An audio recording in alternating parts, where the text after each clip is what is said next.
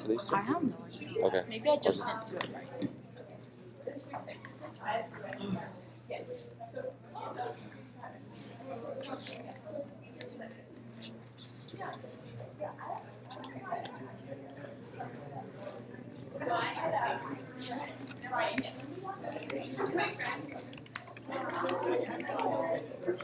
Hello? Hello? It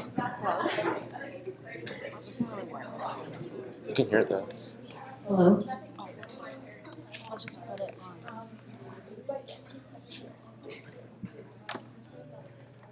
Actually, I don't want to mess it up. Attach it now. Like attach it. Oh, that's right underneath the camera. Oh, I see. Okay, so No, just put it back on. I don't want to mess it up. I'll just swear, and then if they can't fit me. okay.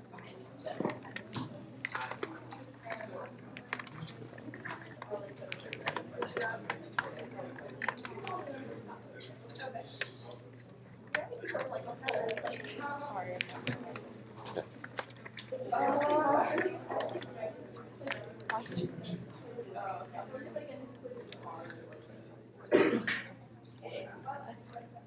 Yeah. This will help.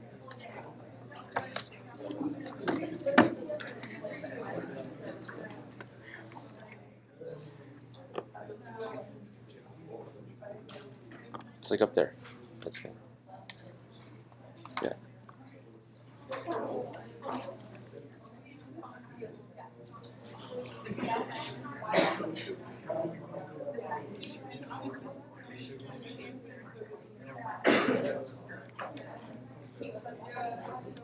Okay, are we ready to start? Yeah.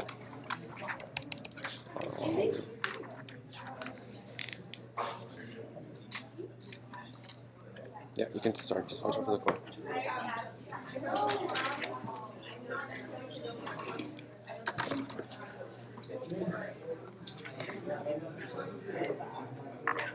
Hi, everyone.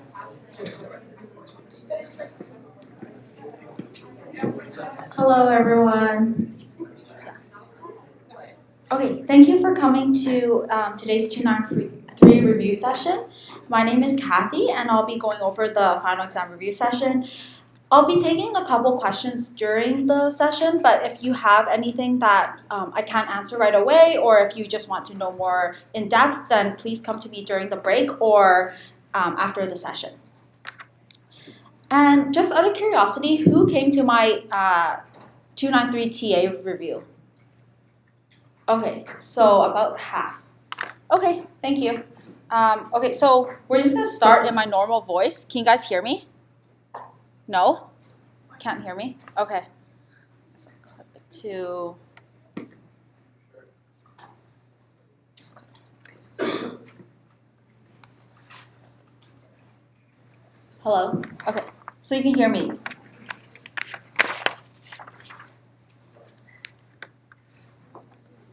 Okay, perfect. So here is a table of content.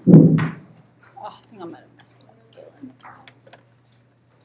Okay, so the table of content kind of goes over what we're going to be talking about today. So first we're going to start off with chapter 9, which is the plant, property, and equipment. We touch on tangible and intangible assets.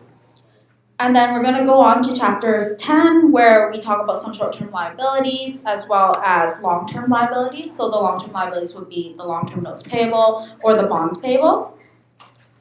And then we're going to talk about shareholders' equity. So that one is about issuing shares, and as well as what we do with like the retained earnings account. And then we're going to go over a comprehensive cash flow statement example. We're going to end off with some financial statement analysis and talk about some ratios that you guys might see on the exam. Okay, perfect. So we're going to jump right into section 1 for plant, property, and equipment. So as you guys may know, or so you guys should know this, but plant, property, and equipment basically provides long-term benefits to the company, right? So any long-term assets cannot be turned quickly into cash. Now, who knows what are some examples of long-term assets? Someone volunteer, or else I'm going to have to call on you.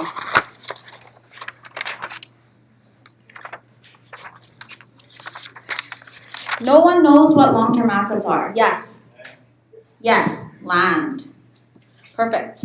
And anything else, right? So for example, like we might see buildings, machinery, or equipment. Okay, so once we've determined that we've purchased a long-term asset, one of the questions that we have to come up with is we have to either capitalize or expense certain costs, right? Because in addition to the purchase price, we have to determine all costs that are incurred to get the asset ready for use in order to determine the final cost of that long-term asset. So we come across the question to capitalize or to expense certain costs. So how do we tell what to capitalize and what to expense? Well, number one, we can look at, we capitalize any costs incurred to get the asset ready for sale. Asset ready for use.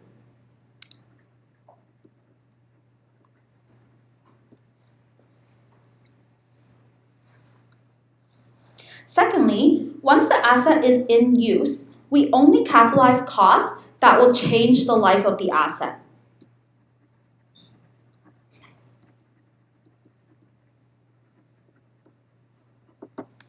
Or extends its use.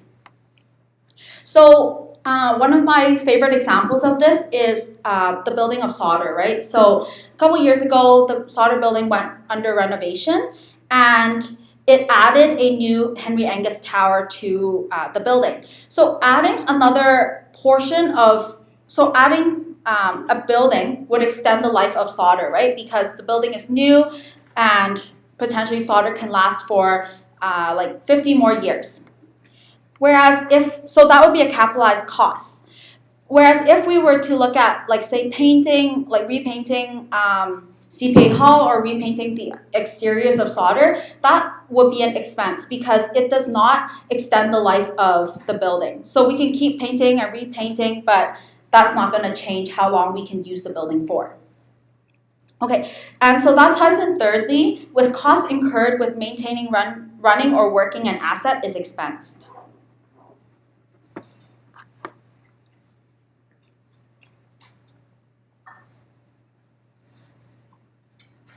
Okay, perfect. So once we've determined the cost of an asset, we can go right ahead and look at depreciation. So just kind of some theory. For depreciation, how do you guys think this is displayed through the financial statements?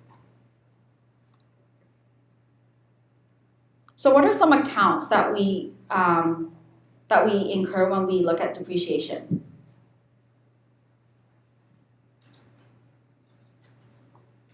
Yeah. Depreciation expense. Yeah, exactly. So for depreciation expense, it comes up in as depreciation for the year, right? So the financial statement that it shows up is income statement. The depreciation expense is deducted off our sales revenue in order to determine what our net income is. And that's the impact that the depreciation expense has on the income statement. We also see an account called accumulated depreciation. So accumulated depreciation is the total depreciation that we've taken to date on a particular asset. So the accumulated depreciation is a contra asset account that comes up in the balance sheet.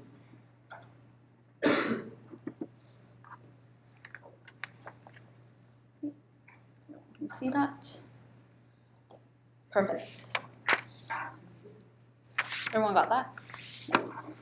Okay, so in order to determine how much to depreciate every year, we need three things. So first, we need to determine the cost of the asset. So the cost is basically what we did before, right? So we look at the purchase price plus any cost that we have to incur to get the asset ready for use. And then secondly, we have to look at the residual value.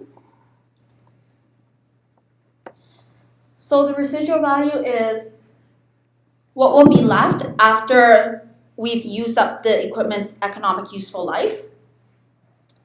And then the third one is the economic useful life.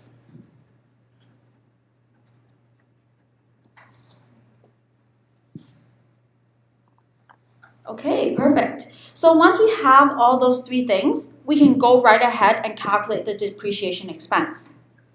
But before we calculate the depreciation expense, we have to know which method to use, right? And in class, we learned about 3 types of methods in order to depreciate an asset. What are the 3 methods?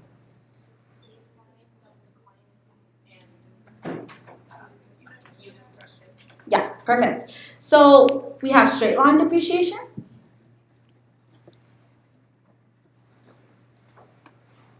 So straight line basically assumes that an equal portion of depreciation is taken every year. The net book value also decreases by the same amount each year until it reaches its residual value. So the depreciation expense is calculated very simply, so most of you guys will be able to know this. It's just cost minus the residual value over its useful life. Okay. Now secondly, we have double declining.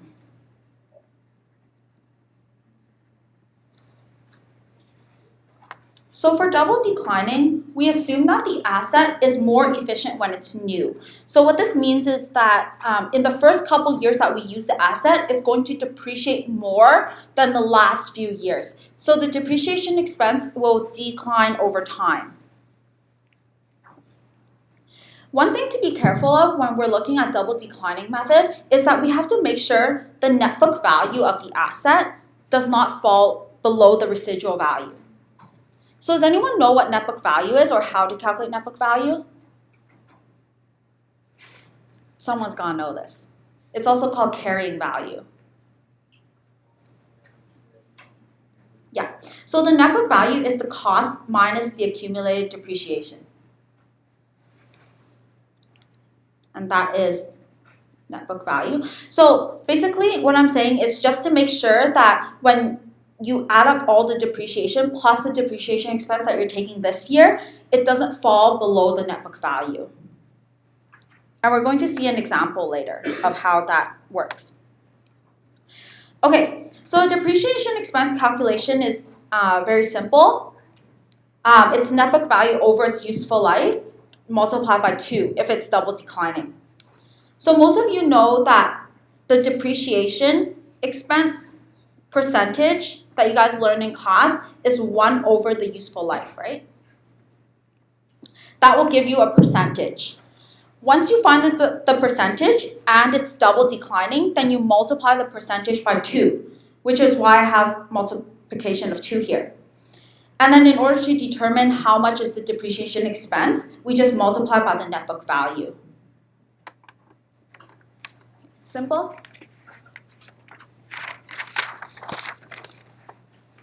Okay, and the third method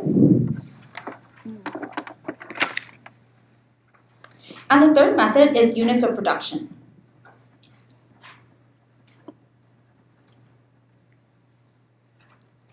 So units of production is useful for machines that only depreciate in value with use. So an example would be a lot of assembly line machinery, maybe like per unit of item that it produces, it decreases a little bit in value, right? So for those kind of types of assets, we use units of production to depreciate. So for that one, in order to calculate our depreciation expense per year, we take the cost minus the residual value and then divide it by the estimated total production that the machine can handle. And then for that specific year, we multiply it by the production of that year. Okay. So with that, we come across our first sample question for avo kale juicery. If you guys, I'll give everyone a couple minutes to look over the question and then try it for yourself. And we'll go over it in 2 or 3 minutes.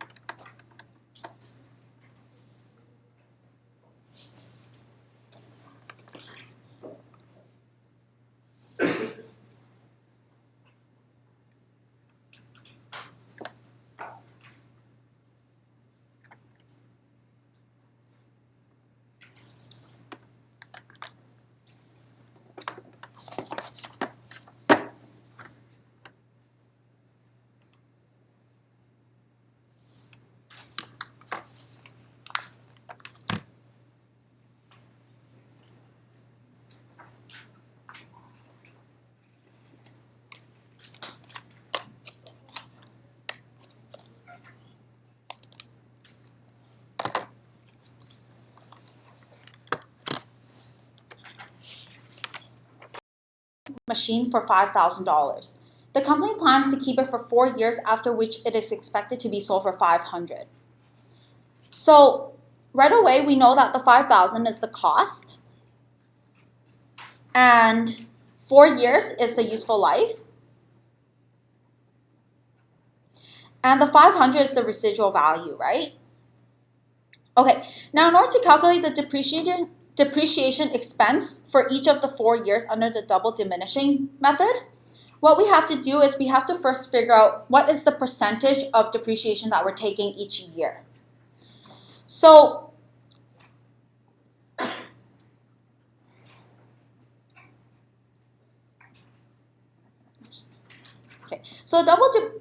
the depreciation expense or depreciation percentage that we're going to take is we're going to take 1 over the useful life, right? So the useful life is 4 years. So that means that it's 25%. However, because it's double declining, we have to multiply the 25% by 2. And as a result, the depreciation percentage is 50% per year. Okay, so for year 1, what we do is we multiply the net book value by the percentage. So we're going to multiply the $5,000 by 50%. So for year 1, the depreciation is $2,500. Year 2, now the net book value is different, right? Because we took depreciation in year 1. So the net book value is going to be the cost minus the accumulated depreciation to date, multiplied by the percentage of 50%. So we get $1,250.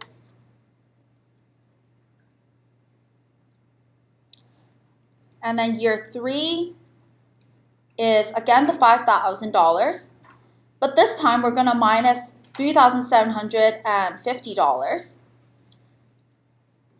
because the total accumulated depreciation to date is $3,750. Multiply by 50%, and what do we get? Yeah, 625. Perfect. And similar with year 4, right? So we take the 5,000, we minus the addition of the 3,750 plus 625. So let's see, that's 75, 3, yeah. So the accumulated depreciation is 4,375 multiplied by 0.5. So what's that in year 4? Oh, 312.5, yeah. Okay, but there's a problem here. If in year 4 we take $312.50, then what does that mean for the carrying value or the net book value? Yeah, it's going to fall below the residual value, right? Because our residual value has to be 500. So this means that in year 4, we can actually only take the amount of depreciation up to the residual value. So right now, year 4, the carrying amount is $625. So in year 4, the carrying amount is $625. So because the residual value is equal to 500, the amount of depreciation expense that we can take is equal to 125 only.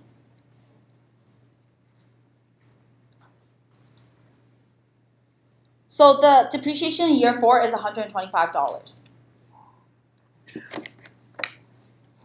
Okay, now moving on to part B, we're going to assume that after the end of the 3rd year, we sell the machine for $1,225. Now it says to calculate the gain or loss on disposal, but in order to calculate the gain or loss, let's do the journal entry. So we know the cash that we're getting, right? So we're getting $1,225 in cash. So right away, we know that we can debit that cash. And we also know the value of the equipment that we're getting rid of. So at the same time, we can also credit the machinery for $5,000. Okay. So now we have to determine what amount accumulated depreciation are we going to get rid of that's pertaining to this equipment up till the third year? So the accumulated depreciation that we've taken up till the third year is going to be what we did here, right? So 4,375. So the accumulated depreciation up to third year until year 3 is 4,375. So this means that we debit the accumulated depreciation for 4,375. Then, because we know our debits and our credits have to balance, we're going to figure out whether we have to debit the remaining or credit the remaining. Now, because our debit is more than our credits, what we have to do is we have to credit the account by $600.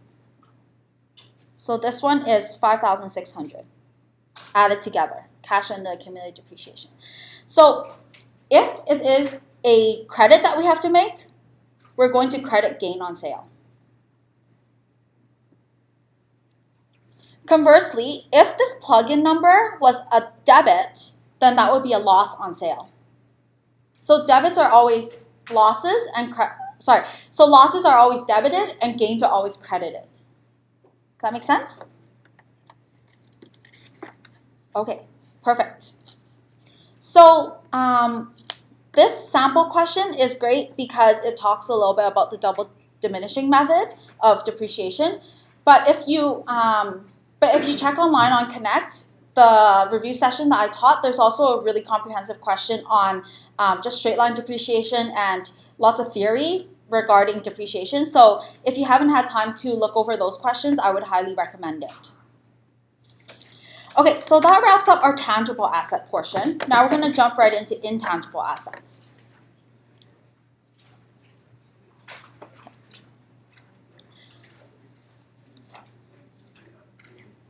So intangible assets are essentially the assets that our company owns that we cannot necessarily touch, right? So that's what intangible means. So intangible assets are recorded at cost, and we use the term amortization instead of depreciation. However, amortization and depreciation really means the same thing. It's just that amortization is for intangible assets and depreciation is for tangible assets. So some examples of finite intangible assets are patents, copyrights, and research and development costs. So finite intangible assets have a limited lifespan. Basically, for example, like for patents, most of them are filed maybe for 20 years, so that gives you protection, that gives your innovation protection for 20 years. And so as a result, you can just depreciate your costs over 20 years or whichever method you choose to depreciate by. Next, we deal with infinite life assets.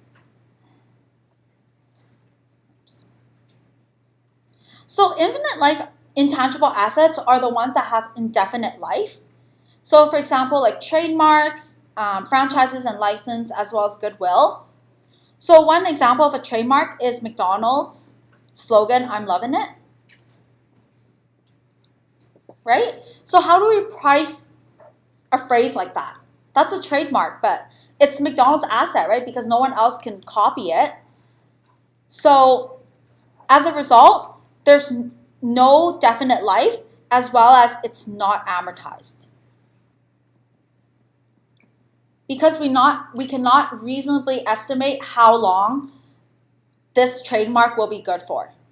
Same with franchises and license. Like if you have a license to open a McDonald's franchise, right?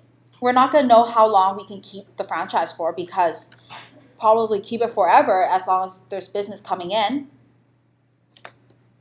Okay.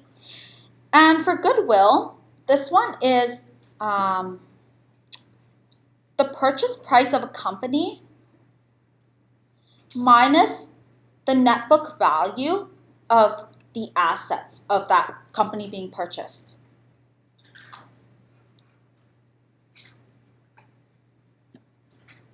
So that's goodwill. Basically, that's the premium that you're willing to pay for a business to acquire it.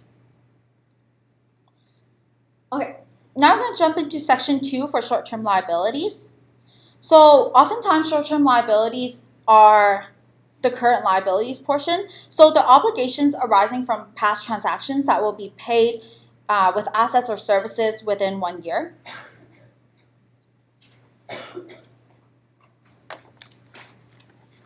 That's the definition of current, right? So what are some examples of current liabilities?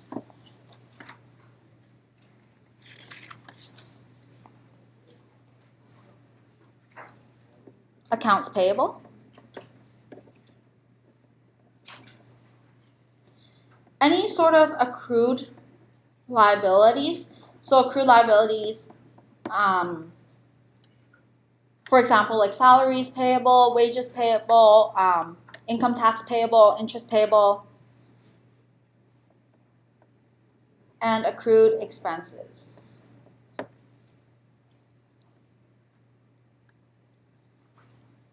Okay, so we're going to jump right into our second sample question relating to payroll expenses and how do we do the journal entries for payroll purposes. So the hint for this question is that whenever there's payroll, there's going to be 2 journal entries that need to be made, right? So one journal entry is to pay your employee and to record the fact that they have to contribute to their CPP as well as EI and income taxes. And then you also have to record an employer side contribution for the CPP and EI contributions that they're going to make on behalf of their employee. So there's going to be 2 journal entries for A and B. So you guys can go ahead and try this question. I'll give a couple minutes and then go over it.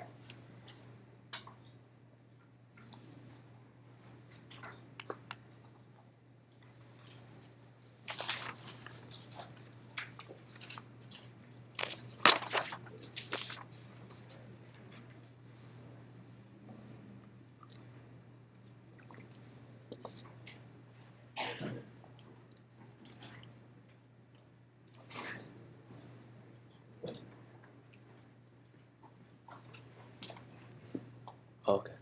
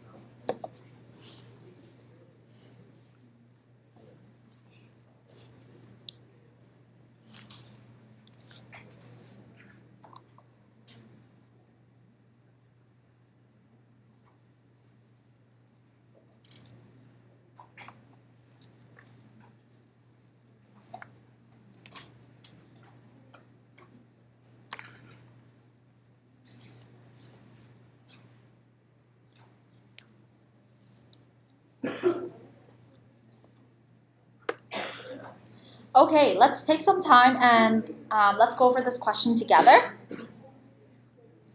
Okay, so how are we going to do the journal entry for the employee portion of the contributions? Does anyone have an attempt that they want to share? What accounts would you debit and what accounts would you credit? Debit salary. Yeah. And then credit. Yeah. Okay. So you would debit salaries expense, right? Because the employee portion is, so what's happening is that the employer pays the employees a salary.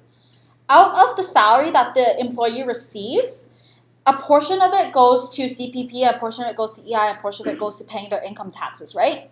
So same thing for you guys. Like when you guys work your part-time jobs, you know that the amount, so say for example, you receive $10.25 an hour. You know the amount is not going to be $10.25 multiplied by the hours that you worked, right? Because there's also EI, CPP, and income tax deductions.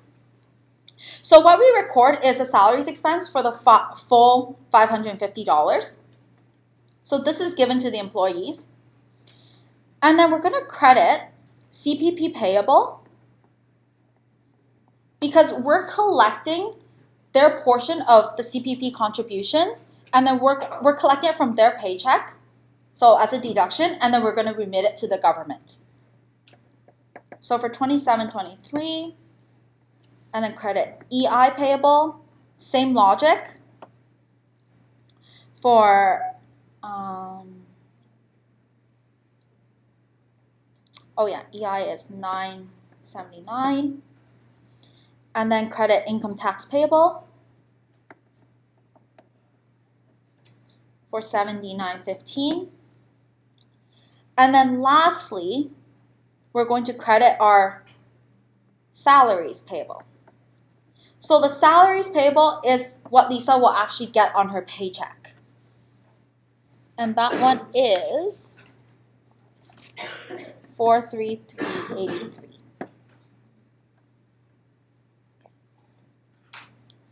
Now for the employee side, for the employer portion of the contributions, what they're paying is extra, right? So what they're paying is a benefits expense.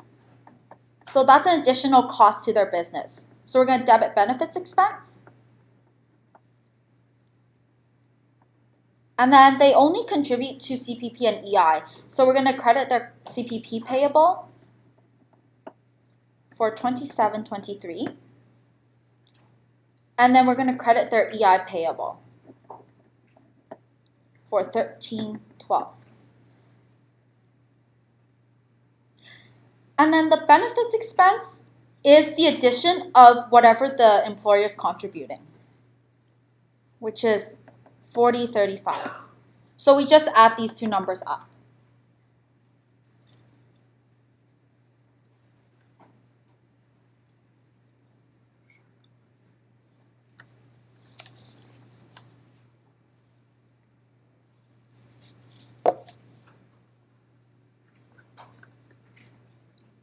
Okay, everyone got that? Yeah.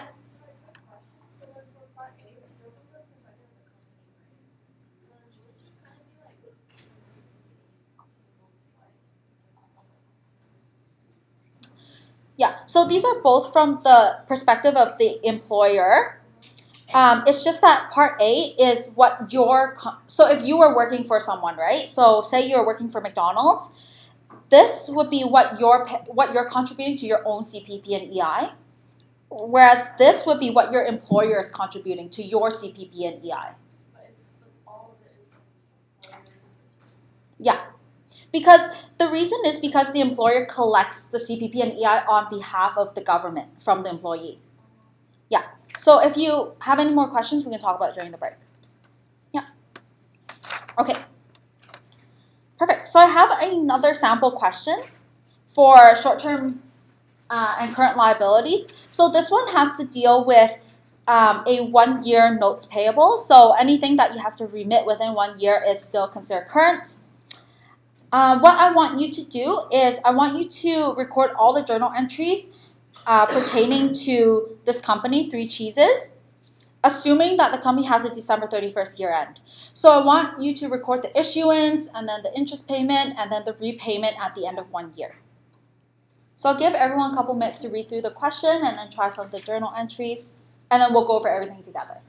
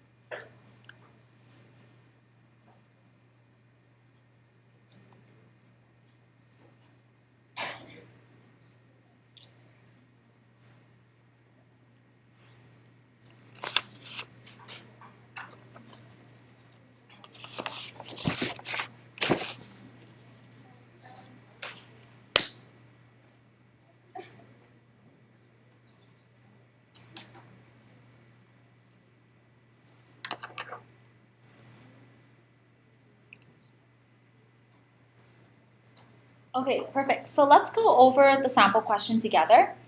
So basically, we have a cheese shop in Kerrisdale that is purchasing an equipment in exchange for a loan, right?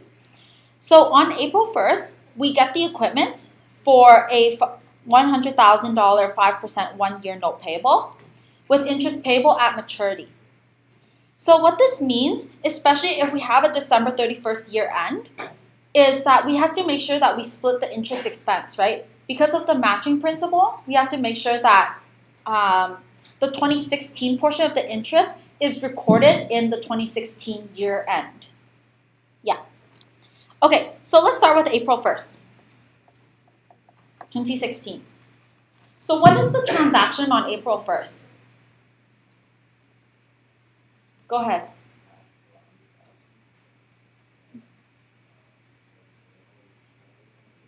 Yeah, so that's great. The only thing is we're not really receiving cash in this scenario. What we're receiving instead is an equipment.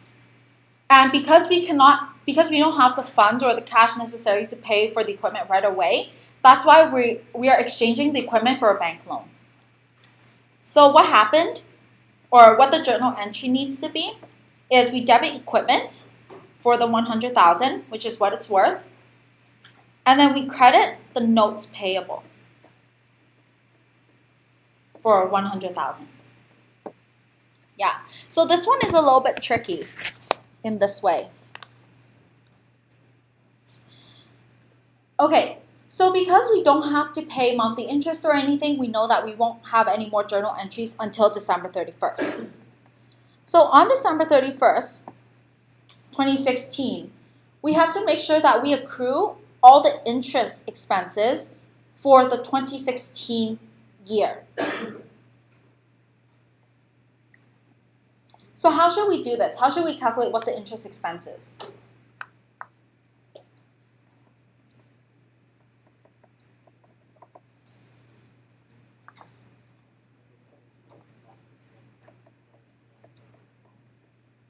Yeah. So 5% interest is for the whole year. So we take our notes payable, multiply by 5% interest, and then we have to multiply by 9 months over 12 because it's only for 9 months. And as a result, we get $3,750. So what that journal entry is going to look like is we're going to debit our interest expense for $3,750.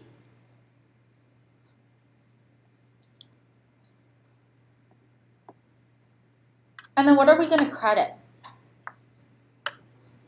Yeah, interest payable. So here we cannot credit cash because we're not paying cash yet, since the interest payable is due at maturity.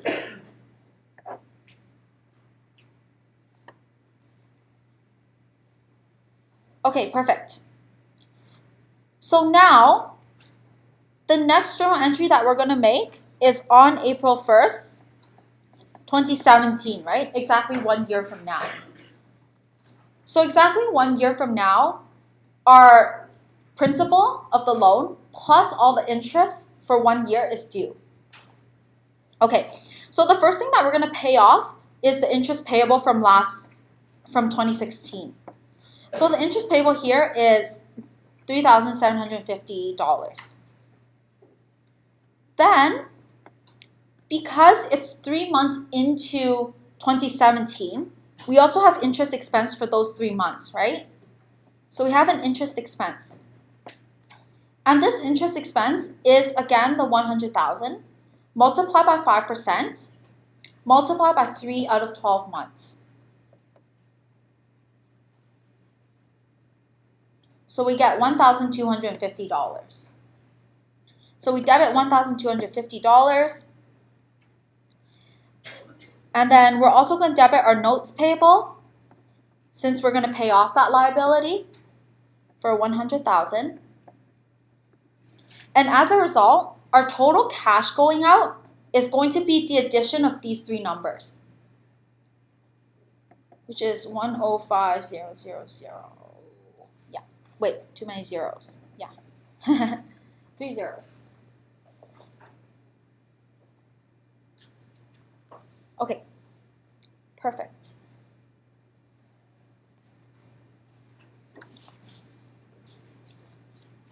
So I did not cover repaying notes with, actually, yeah.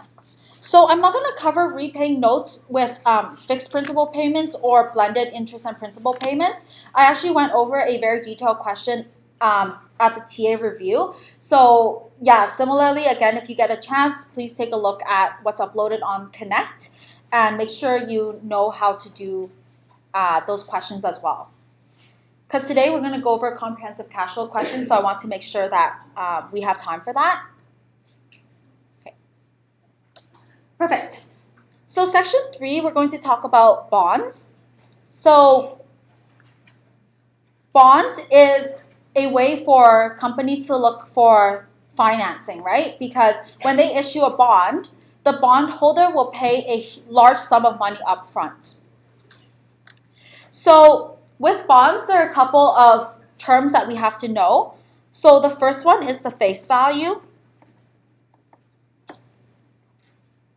Now the face value is the amount that's owed when the bond matures.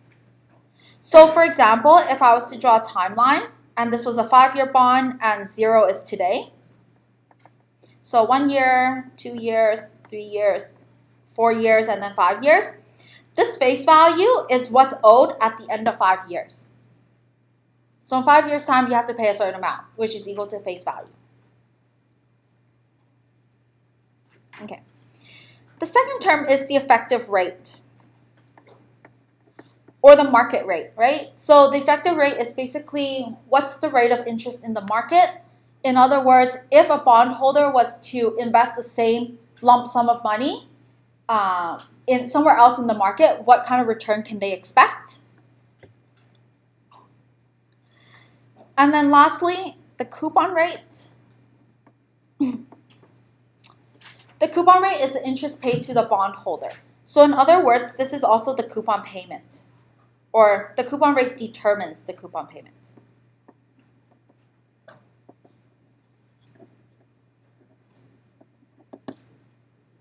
So the coupon rate is what's in the bond contract. So if it says like, oh, 2%, then every annual period or semi-annual period, you'll get paid 2% of the face value. Yes? Is the yield rate the same as the effective rate? Yeah, usually the rate, the yield is the effective rate.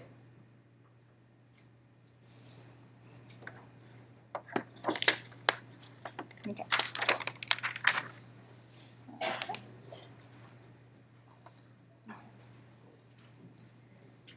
Okay, so just a little bit of theory.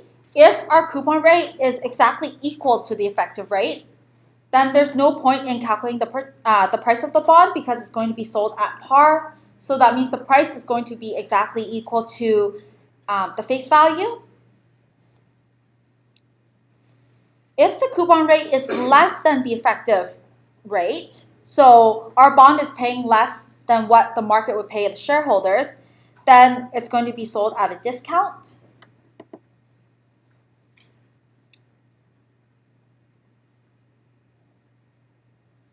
And then if the coupon rate is greater than the effective rate, so what we're paying our bondholders is more than what the market will pay them, then we're going to be selling at a premium.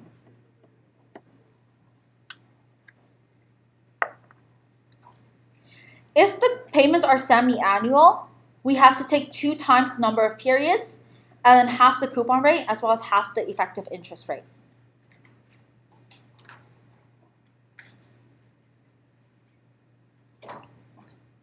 So steps to calculate the price of the bond. Step 1, we have to calculate the present value of the face value. So what this means is we take the face value and we multiply it by the present value factor of $1. So I think in the chart that Patty gives you guys, it should be the chart on top. So it'll say PV of $1. In order to calculate And then step 2 is to calculate the present value of the coupon payments, right? So in order to do that, we have to take the face value, multiply by the coupon rate in order to determine what the coupon payment is. And then we multiply it by the present value factor of annuity. So that one would be the chart on the bottom, and it'll say present value of an ordinary annuity of $1. Thirdly, in order to determine the price, we just add up step 1 and step 2. And then we go ahead and complete the journal entries to record the transaction.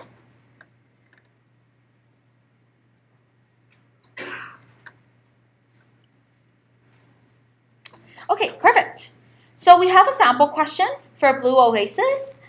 There is a $1 million face value bond that pays semi-annually on July 1st and January 1st. So I think there's a couple parts. Yeah, so there's 4 parts to the question. I'll give everyone a couple minutes to read through the question and then attempt some of the journal entries, and we'll go over it together. Yeah. Yeah, so if everyone has the package printed, then I'll just put the table on screen. Does everyone have the package printed? Pardon? Yeah, I don't know if it'll catch everything. I don't think you can see it. What you guys can also do if you don't have a table is like go online.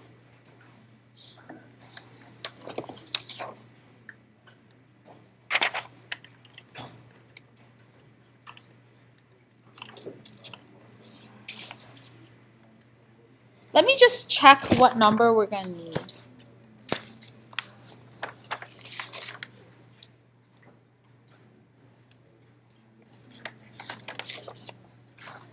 So this one's going to be...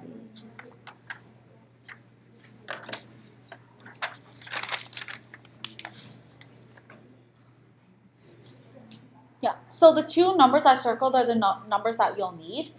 So I guess everyone can just use those numbers and then look at their charts at home.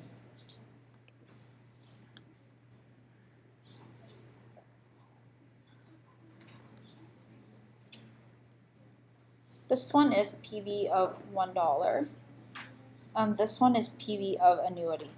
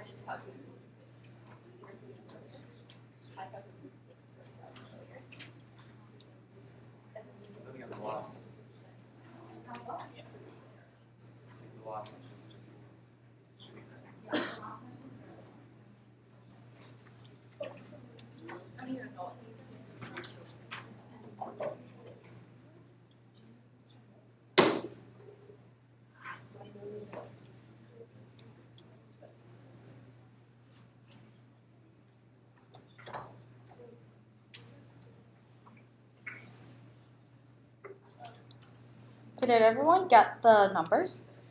I'll take this off. Okay.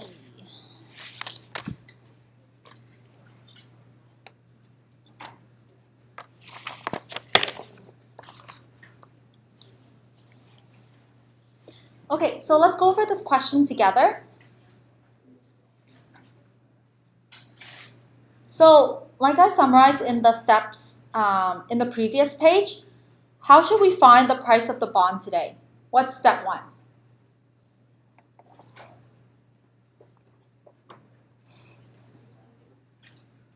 Yeah. So step 1 is finding the present value of the face value, right?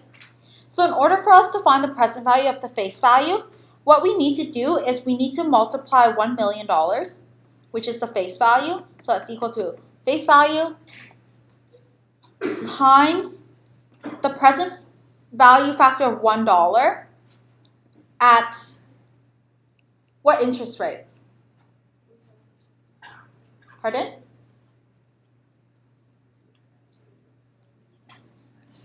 So at 3.5%, right? So this should always be at the market rate.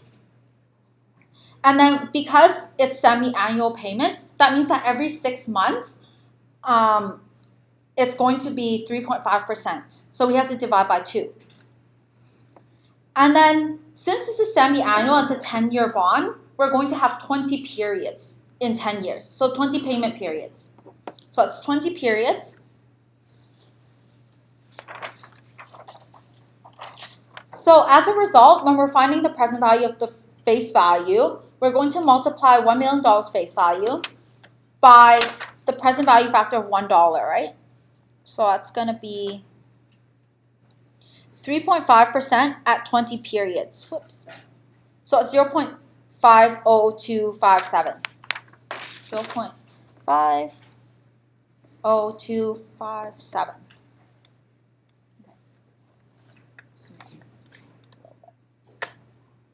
Okay. So if we multiply this out, we get $502,570. Okay, what's step 2? Yeah, present value of the coupon payments. Whoops. So in order to find the present value of the coupon payments, we actually got to find what the coupon payment is first. So what we do is we take the face value, multiply by coupon rate. This is going to give us what the coupon payment is. And then we're going to multiply by the present value factor of annuity for, again, 3.5% at 20 periods. So if you haven't noticed already, the present value table factors that we use to find the price of the bond is the same for face value and for the coupon payments. So that's going to be 1 million multiplied by 0.03%. I think we should get around 30,000. Yeah, 30,000. And then the PVFA table gives us, so again, all we have to do is look up 3.5% at 20 periods, and we get 14.212. So 14.21240. And then as a result, we get $426,372. Lastly, in order to determine the price, all we have to do is we add step 1 and step 2. And that gives us 928,942.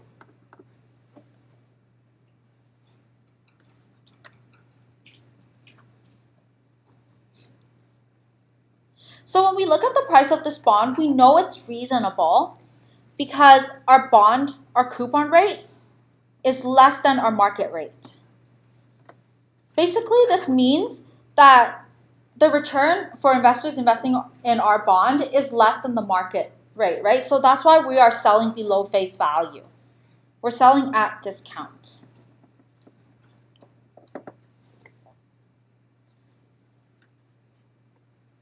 Okay, perfect.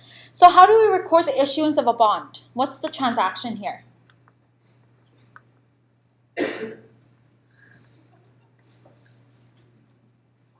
So on the date of issuance, what we're getting is cash. So whoever buys our bond is going to pay us a lump sum of $928,000. So 928,942. And what we're going to credit is bonds payable.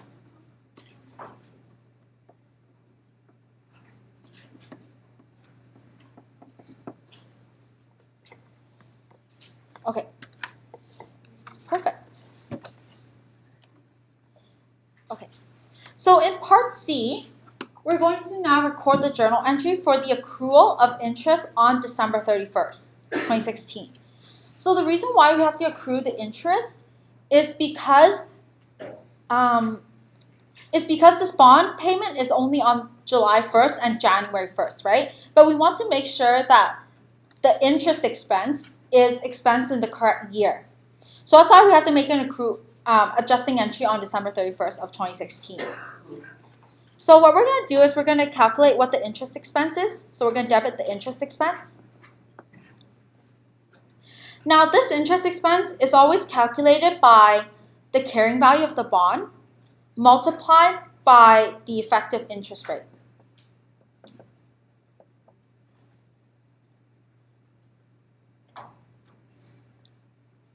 So the carrying value is 928,942, and the effective interest rate is 3.5% for 6 months.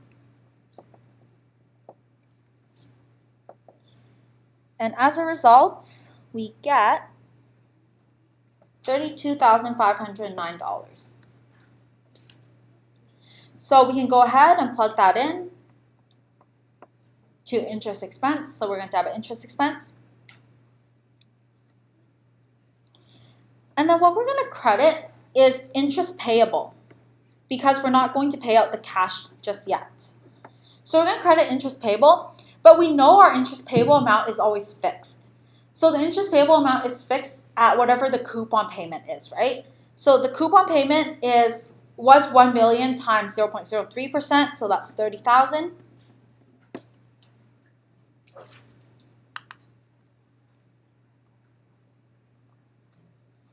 And because we know the debits and the credits have to balance, we know that the last portion of our journal entry should be credited by $2,509. So what we have is a credit to bonds payable. And that's right because at the end of 10 years or 20 periods, what our bonds payable total needs to be is it needs to come to the face value of $1 million. So every interest payment period, we're going to be adding a little bit to our bonds payable so that at the end of maturity at 10 years, we're going to get exactly $1 million, which is the face value of what we owe our bondholders. Okay. Perfect. So Part D is asking us to record the second payment on July 1st. Oh, whoops, sorry. Oh, so I just did December 31st here. We just have to quickly finish off January 1st. So on January 1st, we actually have the payment, right? So that's like the next day. So what we do is we debit interest payable.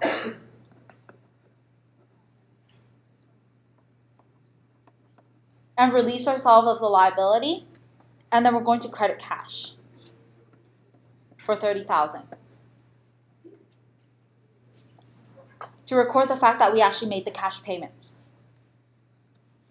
Okay, now on the second payment period on July 1st, 2017, what we have to do is very similar to what we did on December 31st, right? So we have to record the fact that we have interest expense. Now, who knows how to calculate the interest expense on the second period? Yeah, go for it.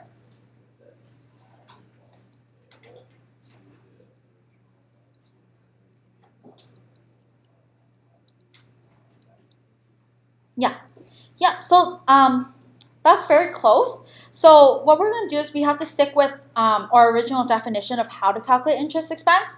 So interest expense is carrying value times the effective interest rate, right? So that's right. We have to take in the fact that we owe $928,000 worth of bonds. But because in the last period, we added to our bonds payable owing. So what we have to do is we have to make sure that this carrying value reflects the current balance. So we're going to have to add the amount that we added to bonds payable and then multiply it by the 0.035. So that's going to give us the amount of interest expense owed for this period, or for the second payment period.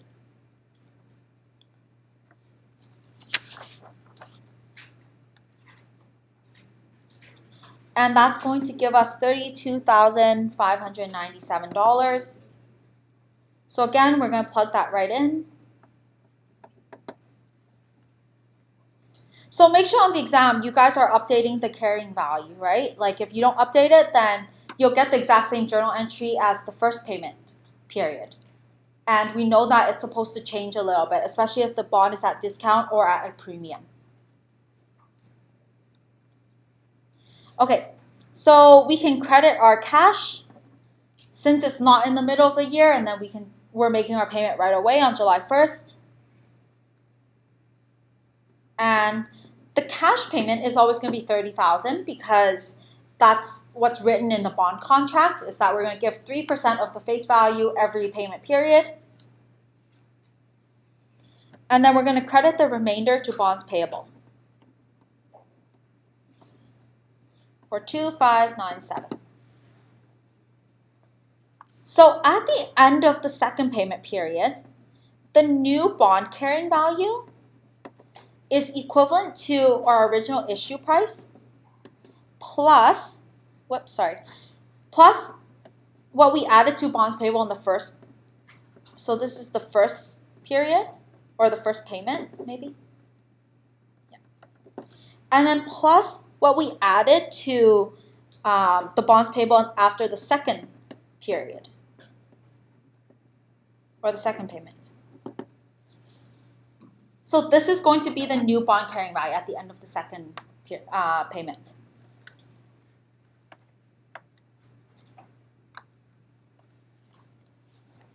And then if you were to record the interest expense for the third payment period, then what you would have to take is this new bond carrying value multiplied by the effective interest rate of 3.5%.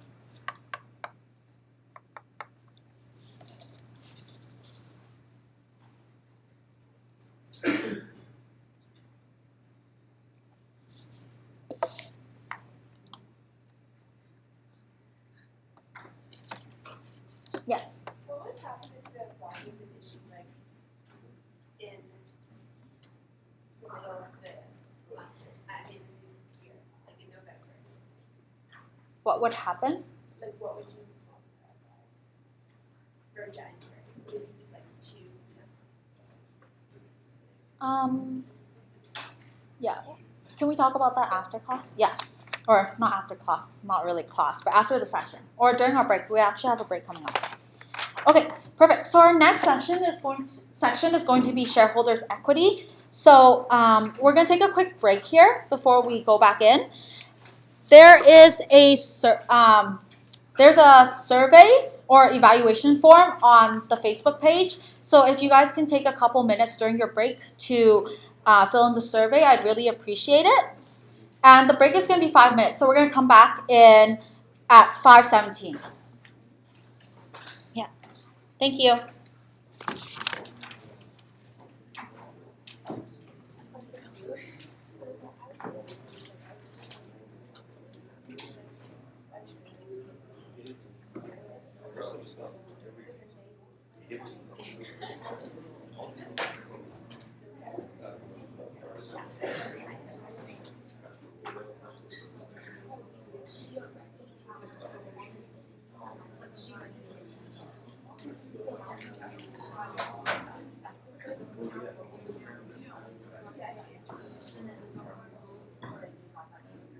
So this is a registration. So once you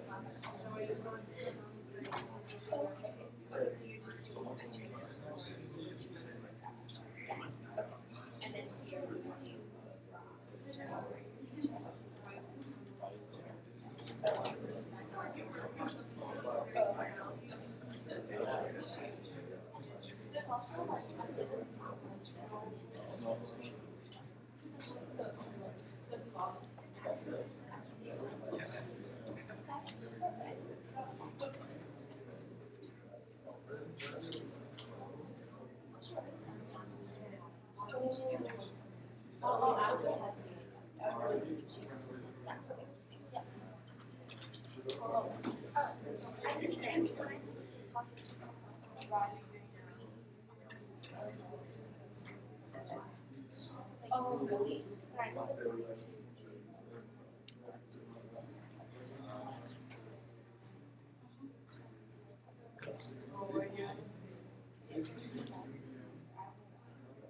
Oh, maybe I did it.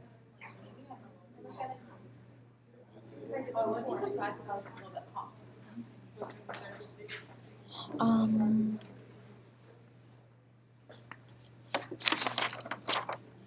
So that one.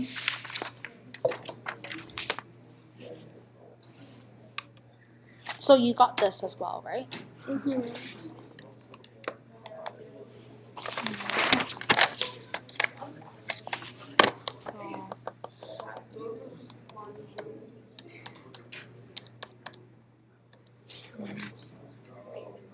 So. Five. Oh yeah, you're right. How did I write the wrong number down?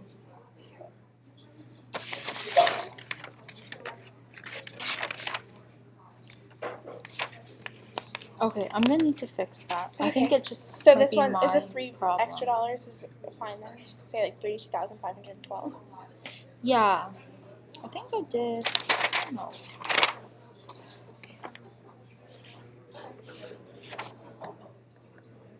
This is so weird. I thought I did it. Maybe I plugged in the wrong number. I thought I did this in Excel. Oh, here, this Oh. one's 92,000 or Oh, 928,842, and I have 900. Oh, because I entered the wrong number in Excel. Oh, okay. That's so annoying. Well, Okay. that solves that then. Okay. Yeah. Thank you. Okay. Alright, so like do you mind if I show you something from the bond question you just calculated? Yeah. So like I thought this here would be so basically this here. Yeah. The issues with bond, I get that. Then here, wouldn't this be the discount?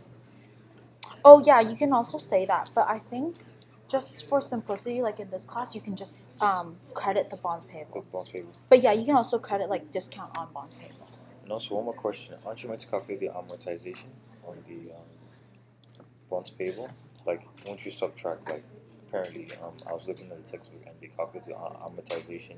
They subtracted this from something. But yeah. Oh, okay, yeah. So like you don't really need to calculate the amortization for journal entry purposes, but I guess if she asked you, you could calculate the amortization. Like the amortization is basically all these like little credits to the bonds payable, like the small amounts like added together. So then that one's like the either like the discount or the premium amortized, and then if they ask you for the unamortized amount, it would be basically like the difference between the face value and the bonds payable price, and then minus This what one. you've taken. Yeah. Yeah. And so my question is, when you want to find, okay, so if it's a premium, are you gonna add or subtract? Because I was looking if at a it's- premium, you subtract, right? Yeah, if it's a premium, you have to subtract. Subtract like all the payments, interest Yeah. payments. Yeah, because the bonds payable here will be debit to premium on bonds payable, or whichever account you want to use. Yeah, no problem. So just really quick, because here it's because it's being sold at a discount, we have to credit bonds payable to pay interest.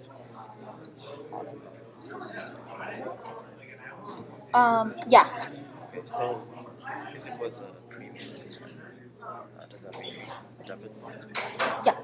And if there's no premium or discount, we just don't do it. Yeah, well, if there's no premium or no discount, so if it's at par, then the interest expense will equal to the interest payment. Oh, I see.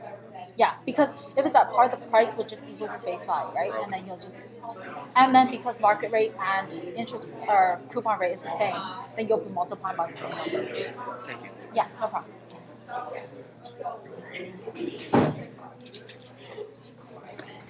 About $3 more than yours. Yeah, I noticed. Because I entered the number in Excel wrong, so I'm gonna need to fix it. Yeah, I'll let people know. Yeah.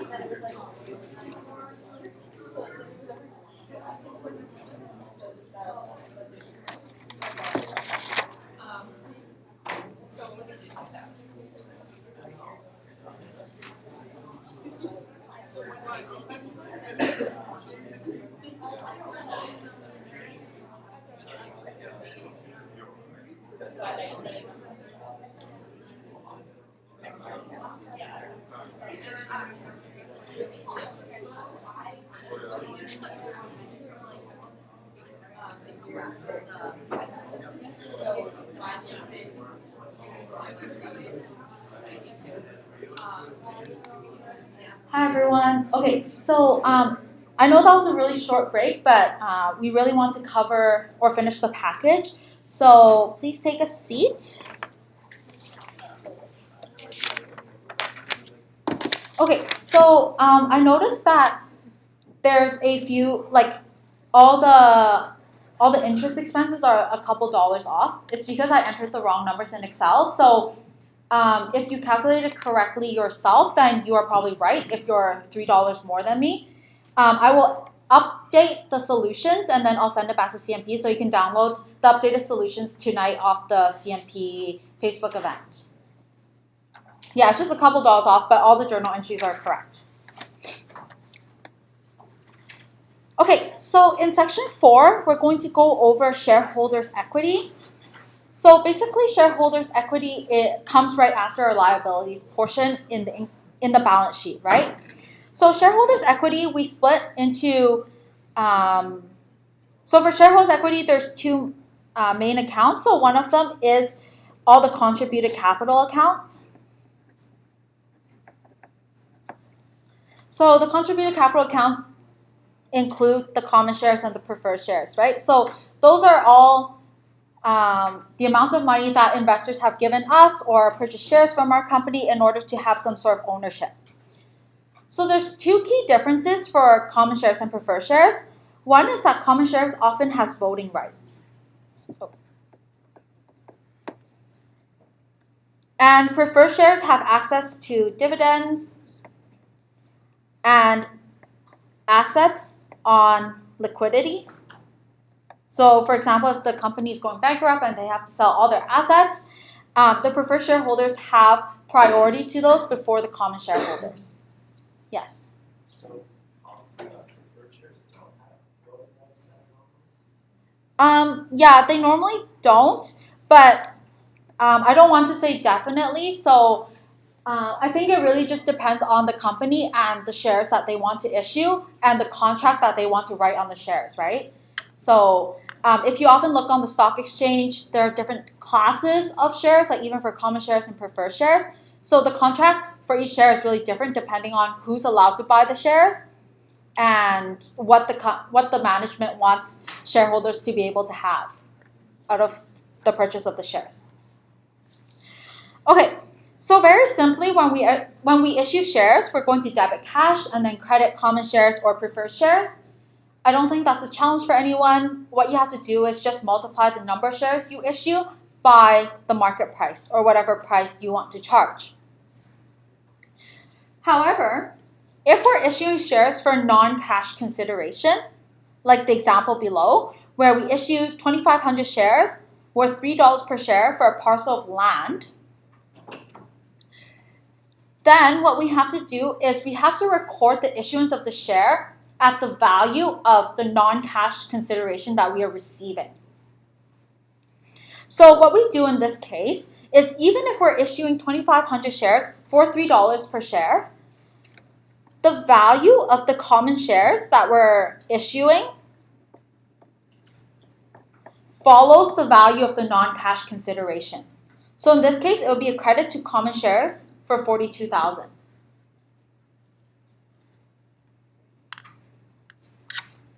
And then because we're getting a parcel of land, it'll be debit to land of $42,000. So if it's non-cash consideration, it always follows the value of that non-cash consideration.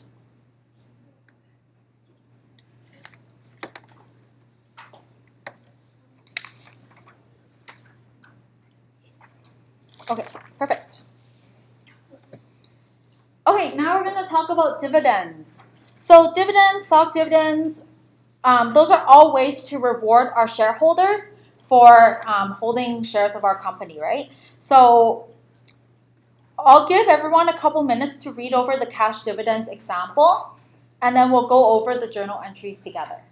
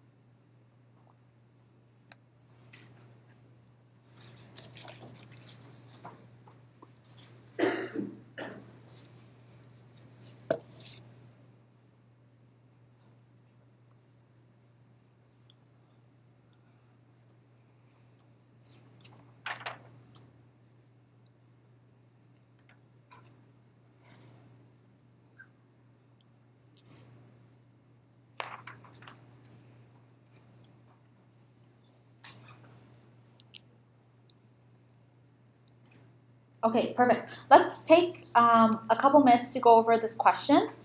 So for cash dividends, we have a company whose directors are declaring a 50 cents per share cash dividend on the company's preferred shares. So there's $100,000 worth of preferred shares, and they're each valued at $2. This dividend is payable on January 20th to shareholders of record on December 22nd. So there's 3 dates that we're looking at, right? So December 1st is our declaration date. On declaration date, when we declare that we're going to give a 50 cents dividend per share, what happened is that now that we have declared it, we have to give it. So there's a journal entry because there's a transaction. Okay, so the journal entry for December 1st is going to look like we're going to debit our cash dividends account.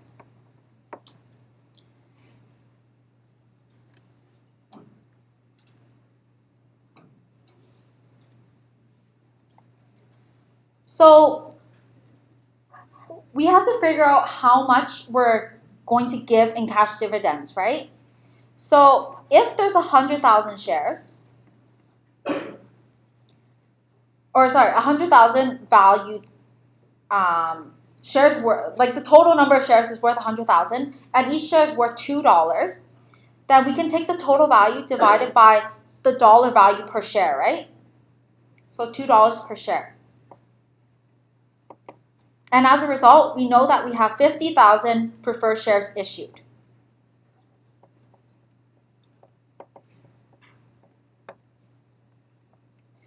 Okay, and on each of the 50,000 shares, we're going to give 50 cents per share. So we're going to take the 50,000 shares, multiply by 50 cents, and we get $25,000. So we know that we have to debit our cash dividends by $25,000.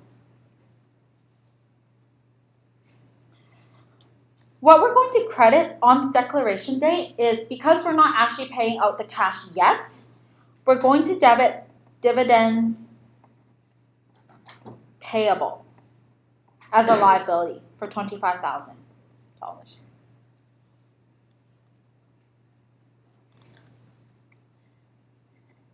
Okay, now at the record date, what's essentially happening is that the company's management, once they declare a dividend, they have to set one date after all the trading has ended to take the full list of shareholders and how many shares they're holding on to, right? So that's why we have a record date. So on the record date, there's no journal entry because there's no transaction. They're just taking a list of all the records. Now, on the payment date, on January 20th, we're going to pay off our dividends payable because we're actually going to distribute the cash now. So all we have to do is we debit dividends payable and credit cash for 25,000.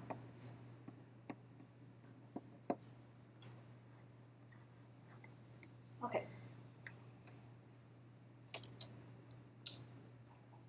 Simple, yeah? Okay, so next one we're going to talk about stock dividends. I'll give everyone 2 minutes to read over the question and then we'll go over the question together.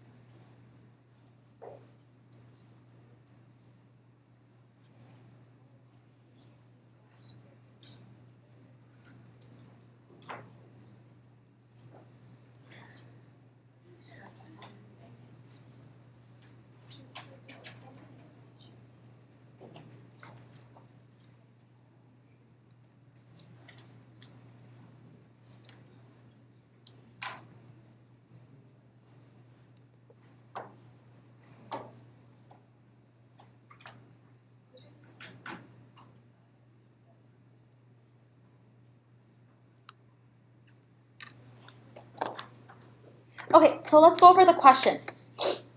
So we have 50,000 shares, right, with a balance of 500,000 in common shares. So that tells us right away what our dollar value per share is. We have $300,000 in retained earnings. And then on June 30th, we declare a $10,000 stock dividend to shareholders of record on July 20th to be distributed to shareholders on August 5th. Okay. And then we also know the share price on each of the dates, right? So we know the share price on the declaration date, the record date, and the distribution date. So in order to figure out what the value of the stock dividends that we're giving out is, we have to first figure out what the number of shares that we're going to issue with the stock dividend. Because a stock dividend is essentially giving away more shares of your company to reward your shareholders, right? So maybe you don't have any cash, so you're just going to give them more shares of the company. Okay, so we have 50,000 shares. So this is number of shares. And we're giving away a 10% stock dividend. So whenever you see a percentage of stock dividend, that percentage is always on the percentage of the number of shares. So 10% is 5,000 shares that we're giving away on stock dividend. So number of shares to be issued is 5,000. And then the value of each of these shares is the value at the declaration date. So it's on the day that you declare how many shares you're going to give. So the value is 5,000 times $15 per share. And we get 75,000. So our journal entry is going to be very similar to cash dividends. It's going to be debit stock dividends for 75,000. And then we're going to credit stock dividends distributable for 75,000. On the record date, same idea, there's no journal entry.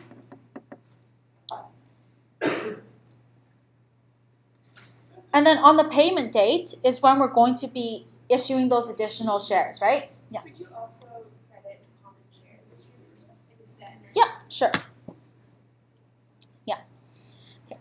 So what we're going to debit on the payment date is stock dividends distributable. And what we're going to credit is common shares because we're giving away more shares now. So our common shares will increase for 75,000.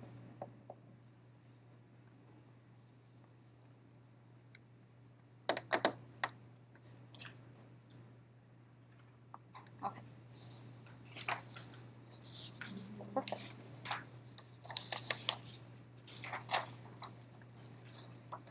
So the next thing that we're going to go over is stock splits. So what happens with stock splits is maybe the price of the share is getting too expensive and the company wants to split one share into two shares so that it makes each share more affordable for potential shareholders, right? There are lots of reasons why companies will want to do stock splits, but let's just look at how a stock split works. Okay, so let's say this company has 100,000 shares trading at $20 per share. On January 1st, we decide to declare a 3-for-1 stock split. What will the effect on common shares be? Well, essentially, what happens is before the split, we have 100,000 shares at $20 per share, right? If there is a 3-for-1 stock split, what happens is the number share triples, so that what we have is 300,000 shares. But the value per share is divided by 3. So it becomes $6.67 per share. However, there's no change to the net value of common shares. So at the end of the day, the common shares account doesn't move at all. As a result, whenever there's a stock split, there's no journal entry. But the one thing you have to be careful of when there is a stock split is the fact that the number of shares doubles, right? So, or the number of shares doubles or triples, whatever the factor is, and then the value per share will drop. So what you have to be careful of when you read a question like this is maybe like there's a share buyback at the end, or maybe, so maybe there's a share buyback, then the value of the common shares will change. So because I want to go over statement of cash flows in depth, there's actually a really comprehensive example on shareholders' equity and stock splits and stock dividends, all those things in the TA review. So if you log on to Connect, you'll be able to access all of those comprehensive questions. Okay, perfect. So if there are no more questions, we're going to jump right into statement of cash flows. In our class, we're only responsible for the indirect method. So characteristics of the indirect method is that it always starts with net income. Then we adjust for the non-cash expenses from the income statement.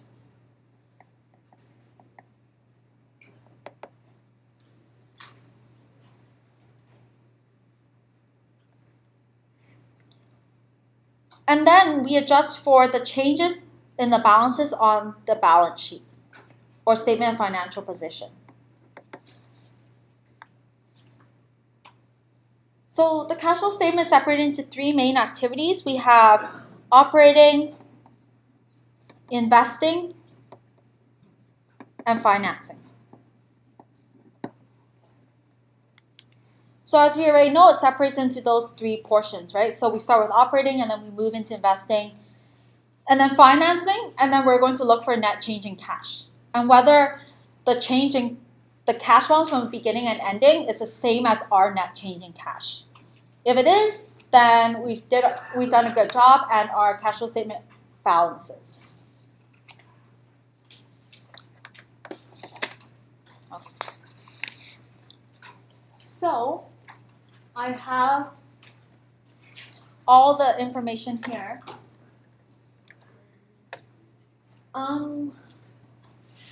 So because I don't have 2 screens right now,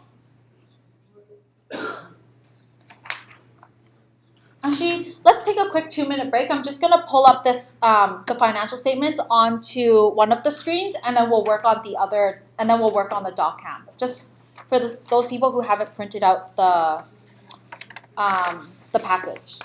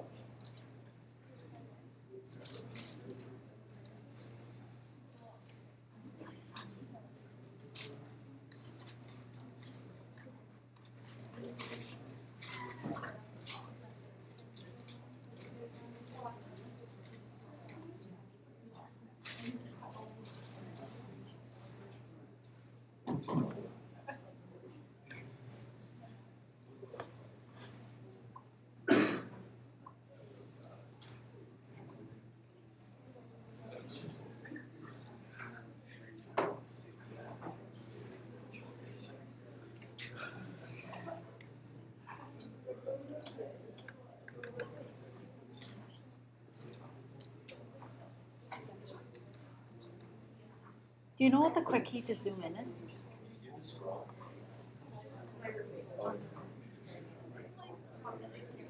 Okay. Can anyone see the numbers on the cash flow statement? Can you guys see it? Okay, if you can't see it, move closer. Okay, perfect. So, as I said before, what we do with cash flow statements is that we have to look at the financials statements on the income statement and the balance sheet, right?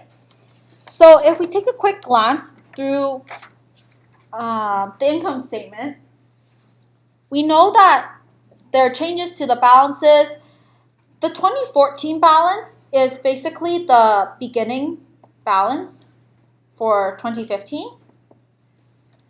And then the 2015 balance is the ending balance for 2015. Okay.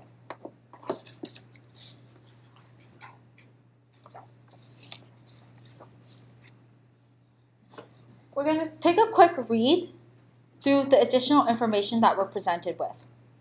So note number 1 says that equipment was sold during the year for $8,500 of cash. The equipment originally cost $12,000 and had a carrying value of $8,500, right? So if the carrying value is equal to the selling price, then basically we have no loss or no gain here. You don't really have to know this, like the losses and gains are reflected in the income statement, but that's just a cool note to hint. So for this, later on, this will be a proceed in the investing activities, right? So what I like to do for cash flow statements is I like to just read the additional information and then note down where the information will affect my cash flow statement. Okay. Equipment costing $14,000 was purchased in exchange for $5,000 of cash and a $10,000 long-term bank note. So we know that the purchase of $14,000 worth of equipment only has a $4,000 outflow of cash. The rest is paid in exchange for a bank loan. So that's non-cash. Some of the bank loan was repaid during the year, so there's going to be a cash outflow for financing activities here. We'll go more in depth as we actually delve into the question. And then operating expenses compose of $9,500 of depreciation, so on and so on. It tells you exactly what is in operating expenses, right? Okay. So now we're going to go ahead and do an indirect. I just wanted to zoom in. Oh, zoom in? Yeah, sure. Is that good? Okay. So now we're going to go right on ahead and do our cash flow statement using the indirect method. So we're going to start off with our operating activities.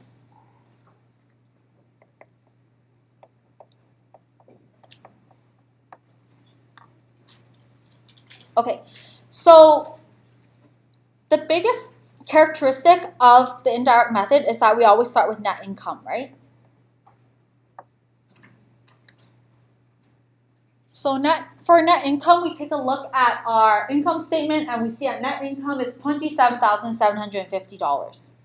So we get $27,750. Okay. Now we have to make adjustments for the non-cash expenses on the income statement. So the income statement has cash, cost of goods sold. Okay, those are all cash or at least partially cash. And then we have operating expenses. So operating expenses, we don't know what's in operating expenses, right? So that's why we refer back to the additional information. So we have $9,500 of depreciation expense. So depreciation expense is always non-cash. So we have to add that back.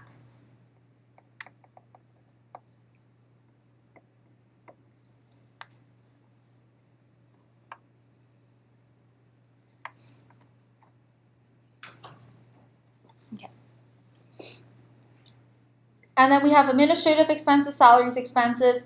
Those are all, we can go ahead and say those are cash because we probably paid out cash for the admin and the salaries costs, right? So the one thing that we have to be careful of when we read, for example, salaries expense or administrative expenses is that we have to make sure the expense is equal to the payment. Because sometimes the amount that we have to pay for an expense, so the cost to us, is not exactly what we've paid, right? So one way to check for whether the expense is equal to the payment is that we just look on the balance sheet and we check if there is an administrative expense payable or salaries payable. And in this case, we do actually see a salaries payable. So our salaries payable decrease from $2,100 to $1,900. So that basically means that our expense is not equal to the payment, right?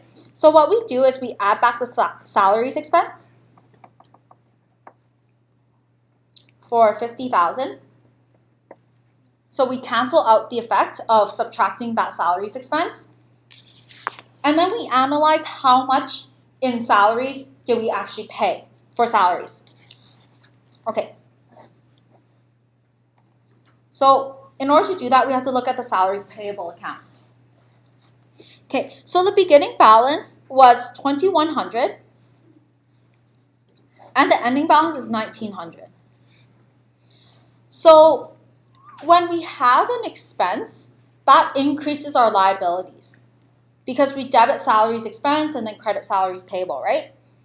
So the salaries expense is a credit to our payable due to the fact that an expense will increase our liabilities.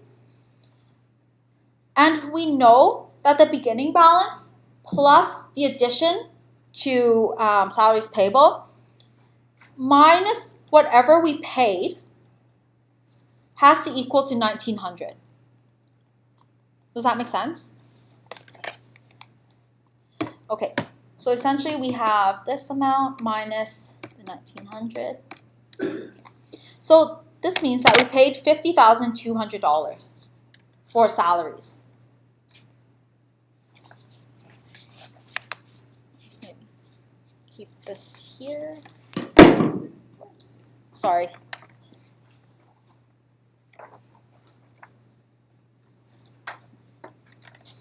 So what we do is we subtract salaries paid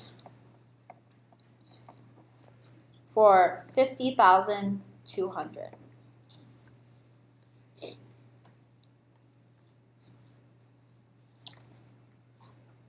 Okay, now going over the rest of the operating expenses, we also have an $11,000 of impairment loss on goodwill. Now, losses and gains itself are non-cash. So if we subtracted a loss, we have to add back the loss. So we add back impairment loss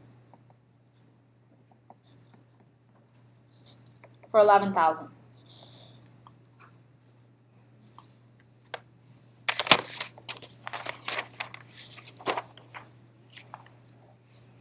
Okay, perfect.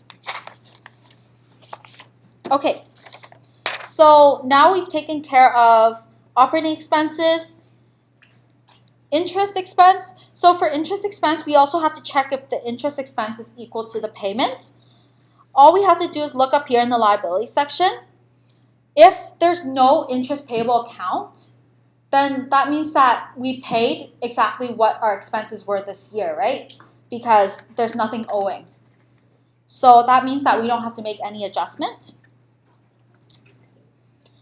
Okay, now the last item that we have to look at is the income tax expense.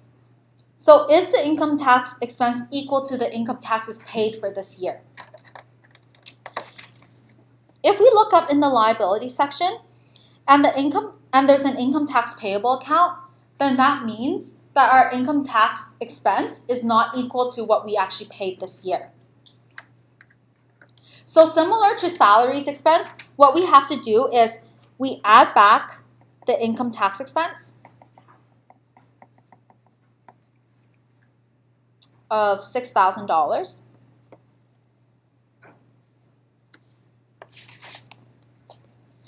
And then we use a T account to analyze how much we actually paid in income taxes. So our income tax payable account starts off with $4,000 and ends up with $1,000 owing, right?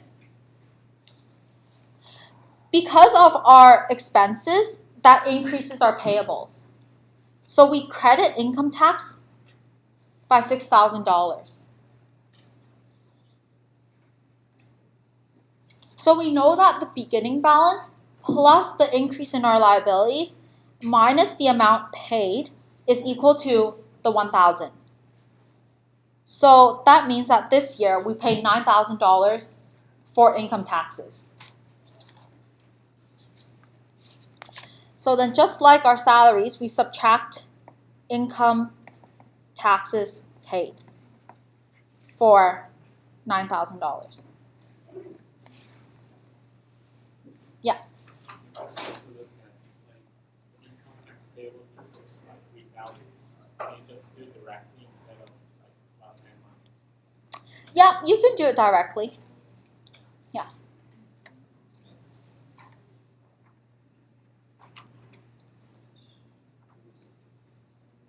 Okay, perfect. So once we're done with, so now we're done with the income statement. Now we're going to assess the changes in the balance sheet.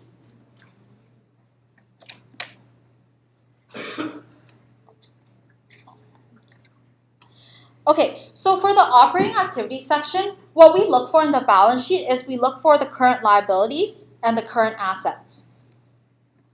So current assets for the Doggy Don'ts company is accounts receivable and merchandise inventory. We don't look at cash because cash will be analyzed at the end. We're going to match this change in cash with our net change in cash to see if we got the income statement right or the cash flow statement right. And we're also going to look at the current liabilities. So current liabilities of accounts payable, salaries payable, and income tax payable.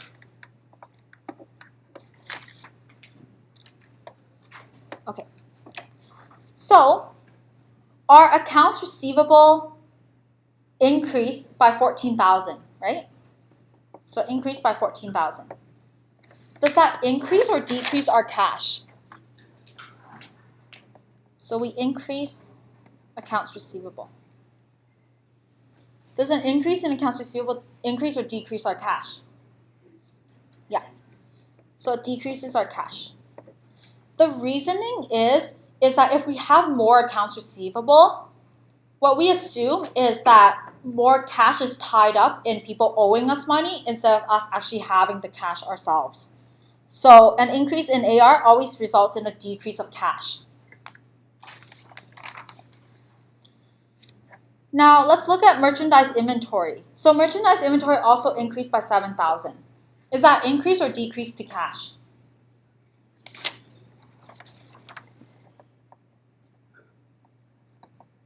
So that also decreases our cash. Similarly, it just means that we spent more money buying inventory.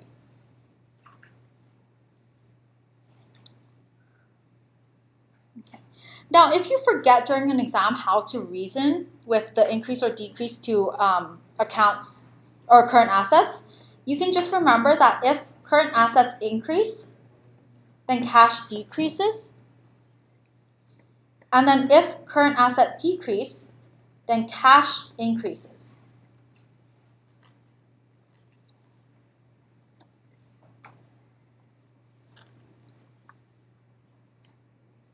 Okay.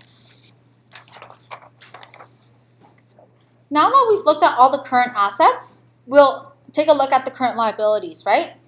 So our first current liability is accounts payable. Accounts payable increased by $2,000 this period, this year. So for an increase in accounts payable, will that increase or decrease our cash? Yeah, it'll increase our cash by 2,000, right? So the reasoning is that if we're increasing our payables and we owe more money, then that's cash that we retain to ourselves. And as a result, our cash for the company goes up.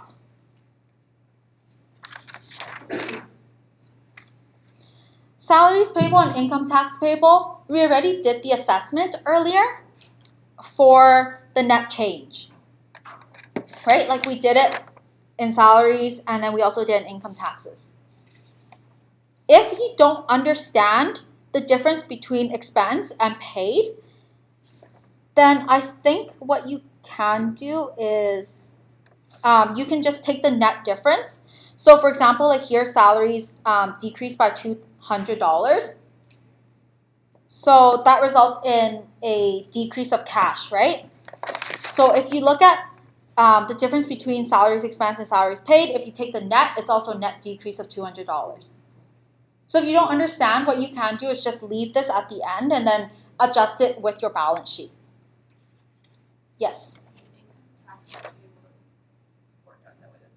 Yeah, so the income tax payable, the income tax payable works the same. Yeah, so the net change would still be a decrease of $3,000, which is what we see here. The net change is also $3,000. Yeah.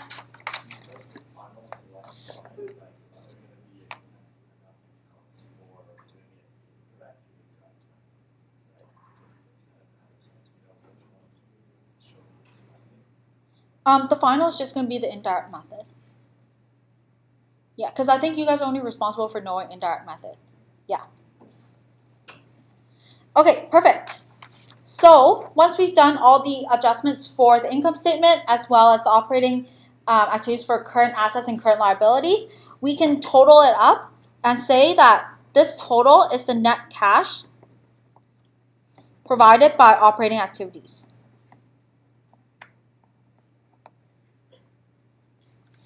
And we get a total of $26,550.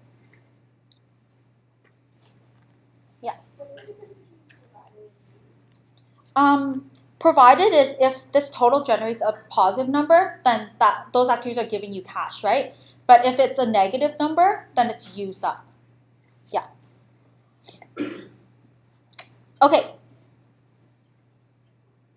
Next, let's move on to our investing activities.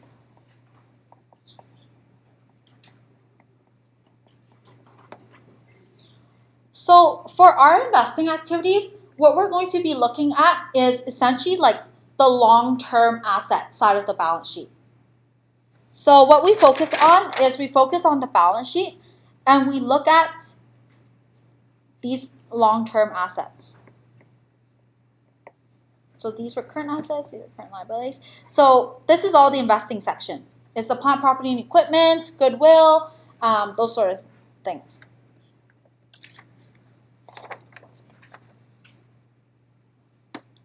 Okay, so for our investing activities, we know from the additional information that we have proceeds from the sale of an equipment, right? So like I said before, if there's a gain or loss on sale of equipment, the gain or loss itself is non-cash. The only cash effect on the sale of the equipment is the actual cash proceeds that we receive for selling the equipment. So under investing activities, we can put our proceeds from sale. And that one was for $8,500.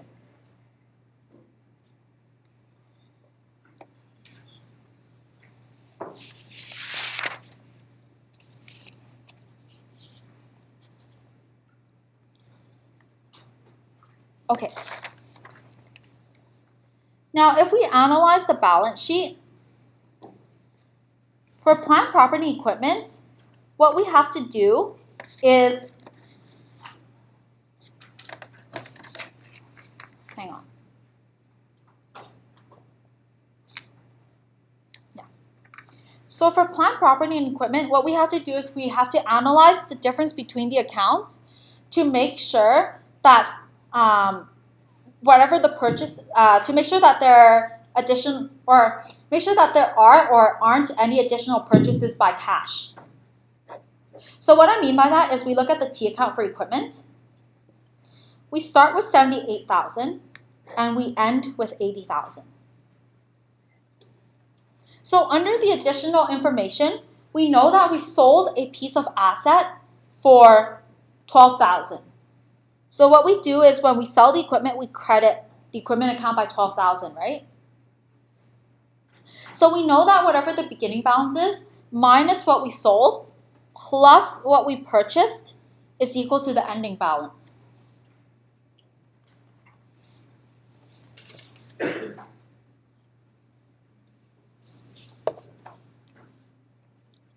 And as a result, we get $14,000 here. So that means that under a normal circumstance, we would have spent $14,000 to purchase new equipment.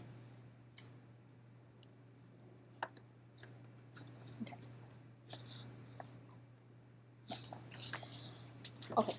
But this question is kind of tricky because in our note number 2, it tells us that we did, in fact, purchase $14,000 worth of equipment. But only $4,000 was a cash outflow. The rest, we exchanged it for a bank loan.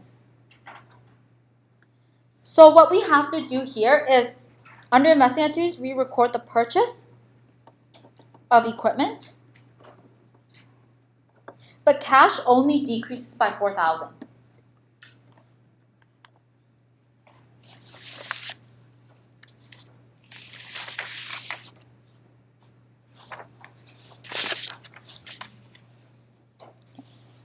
So as a result, the net cash provided by investing activities is $4,500. Okay. Perfect. So now we're going to move on to financing activities.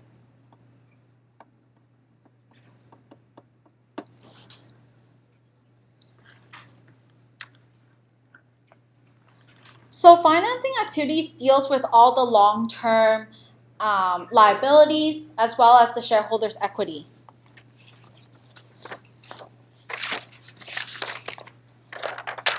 So that would be anything in this later part of the liabilities and shareholders' equity on the balance sheet.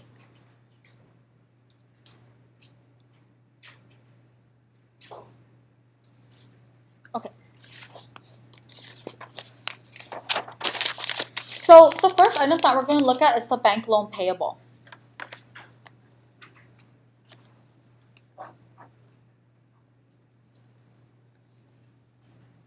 So the bank loan beginning, we have 14,000, and then we have 18,000 ending, right? So the note says that in exchange for the $14,000 worth of equipment, we gave away $4,000 of cash, and then the rest we took out a bank loan. So that means that our bank loan increased by $10,000 due to purchasing the equipment.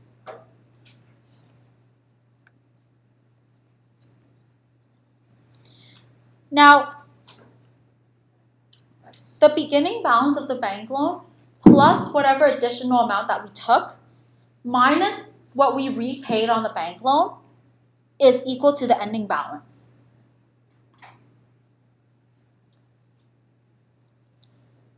So that gives us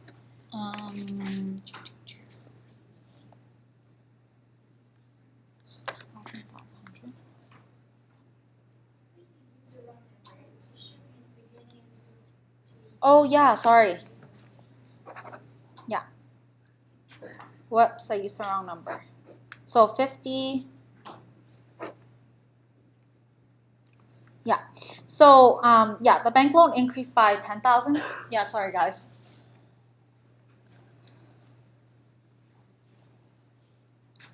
And as a result, the repayment is $26,550.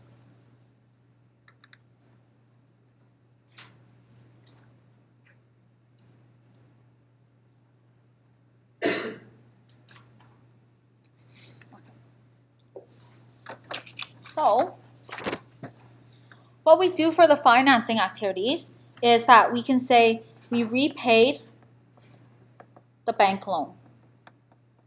As a result, this decreased our cash by $26,500.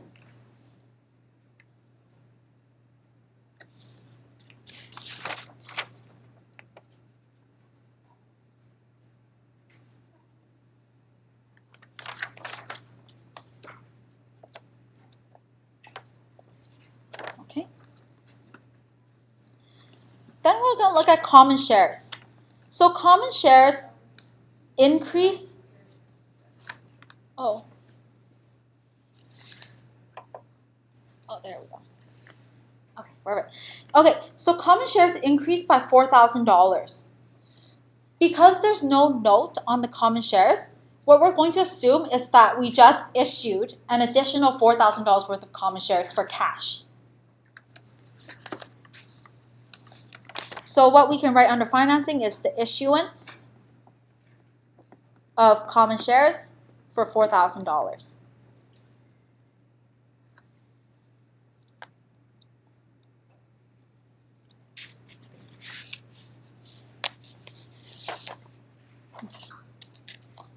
Yeah.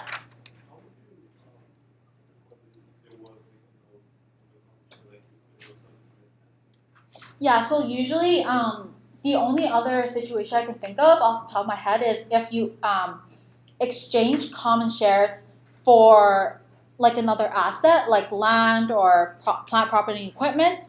So then what happens is then it would just be non-cash. So there'd be no cash effect. Yeah. Okay, now the next item that we're going to look at is retained earnings, right? So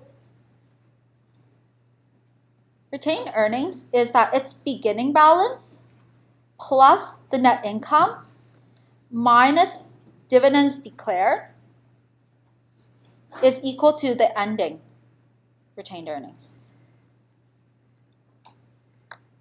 So our beginning retained earnings is $28,250.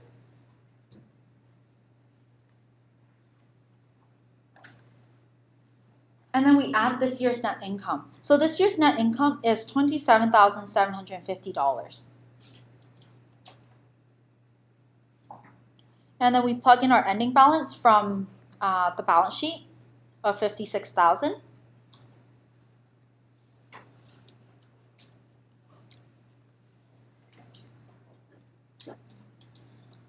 So that means that the beginning plus the net income minus the dividends declared is equal to ending. If you actually do the math here, the beginning balance plus the net income is exactly equal to the ending balance. So that means that this year there are no dividends declared, and as a result, there's no cash outflow.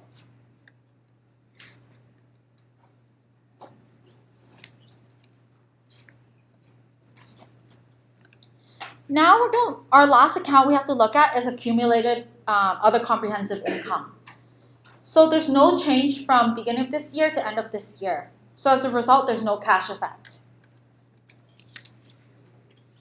And that's basically it. So here we get net cash used by financing activities. And we get negative $22,550.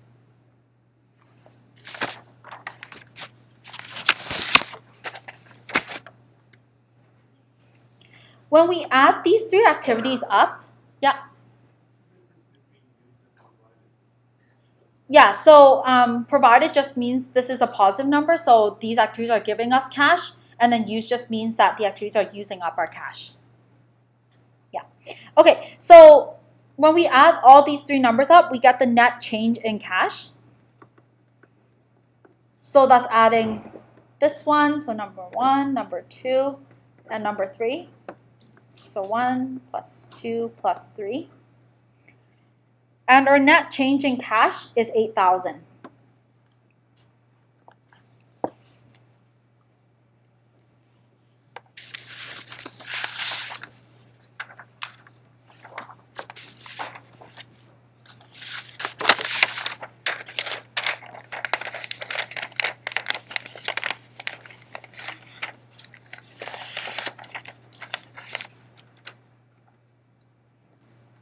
If we add this net change in cash to the beginning cash balance, so plus the cash from beginning of $5,000, then our cash ending is $13,000, which is exactly equal to the ending cash balance here. So, so basically that just means that we've done our cash flow statement right. And so the best thing about cash flow statements is that we know whether we've done it right or wrong. But I think in the electronic exam, you'll only be doing portions of a cash flow statement. So I guess what you really have to understand and study is each individual parts and understand how the cash moves in and moves out of the company in order to be able to complete the exam. Okay, so since we're running out of time, the last section is just financial statement analysis. It's essentially a list. I've wrote down like a list of formulas and some general groups that these formulas will go under. So for example, if she's asking for profitability, then you would use these as sample formulas. What you also want to do is refer to chapter 13 notes for a full list of the formulas and for a full list of categories. What I can let you know is some general tips. So what you want to do and ensure that you are able to do for financial statement analysis is to understand the numerator and the denominator of each formula and understand why we put those numbers there and what it will derive if we do enact the formula. Think about who the audience is and what they want to know about the company, right? Because essentially, these ratios are a way for us to summarize the information that's given on a financial statement analysis. And then we can compare the ratio from year to year, look for unusual changes, have some benchmarks that we have in mind, maybe compare it to what the industry average is. And then lastly, making sure that you understand the difference between vertical and horizontal analysis. So with that, you guys can go home and fill out the rest. The answers will be posted on the Facebook event.